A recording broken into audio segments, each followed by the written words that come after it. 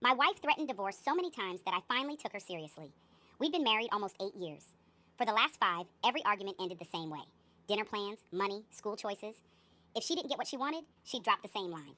Maybe we should just get divorced then. The first few times my stomach dropped. I apologized, bought flowers, even suggested counseling.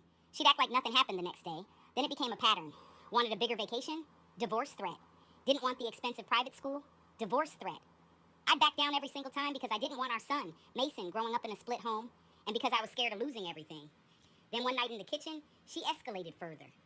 She wanted to put Mason in a private school that cost more than our car payment. When I said no, she looked me dead in the eye and said, "Fine, maybe we should just end it. I'll take Mason and you can figure out your life alone." Something clicked.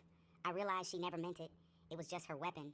So I nodded, said nothing, and walked away.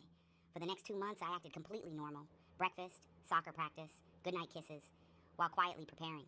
I met with a lawyer, opened a separate account, moved small amounts of money, got a P.O. box, and bought a small apartment with inheritance money she'd forgotten about.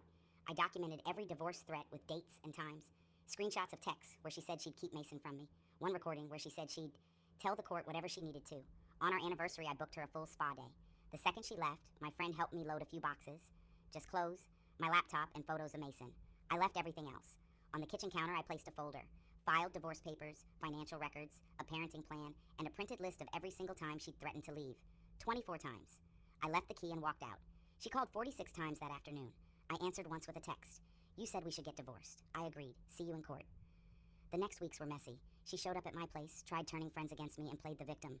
But most people had already heard her threats over the years. In court, her own words worked against her, especially the ones about keeping Mason away from me. The judge didn't like that at all. I got primary custody. 50-50 would have been fine with me.